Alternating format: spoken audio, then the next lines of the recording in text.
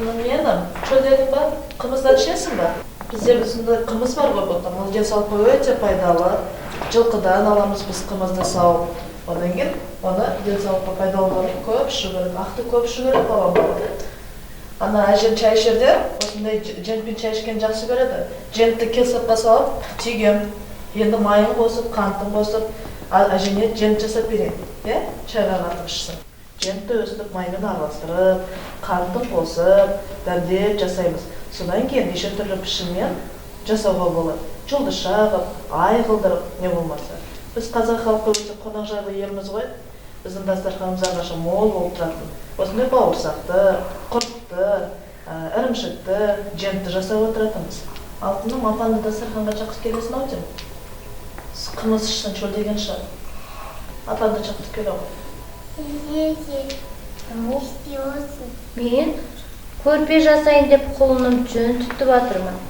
Мына жүнді түтіп, көрпе жасап берем сендерге. Папа, чай ішеміз. Жүре ғой, чай дайын бекен. Анаң дайындап қойып па? Жүре ғой, чай ішейік. Жүре ғой. Балам жүре ғой, чай ішіп білейік. Қымыздан алып отырмыз. Ой, рахмет, келінжан. Ой, керемет. Қымыздың міне пайдасы, жылқының да көп пайдасы бар ғой. Чөлім қанық жақсы болып қалдым келінжан, рахмет. Жылқы деген міне қасиетті жануар ғой. Не сойсаң еті, не қазысы бар, қазы қартасы, жілігі бар, өте дәмді. Суық кезінде де бұны дәмді жей береміз, жылытпай жей берсек те болады. Мысалы, міне балам, қараңдар міне, құртты алсақ балалар.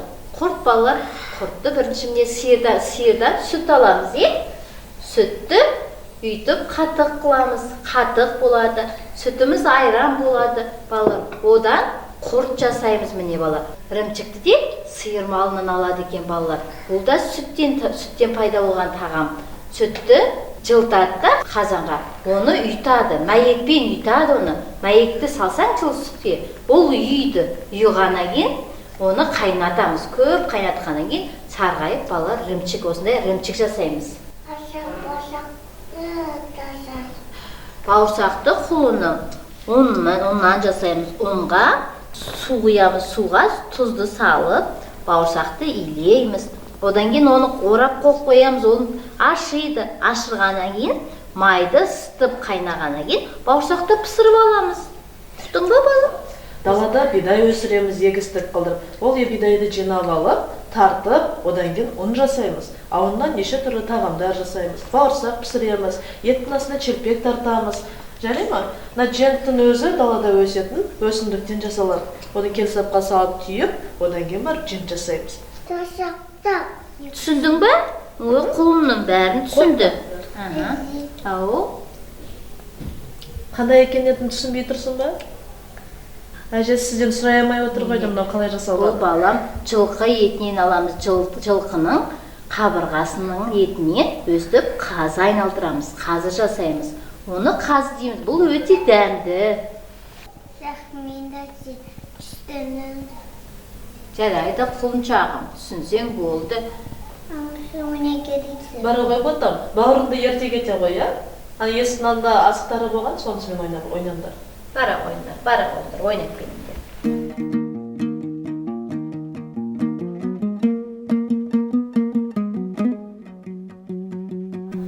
Келінжан ал енді. Біздің қазақ халқымыз өте қарапайым, қонақжай, тектілікті халықпыз ғой қазақ деген.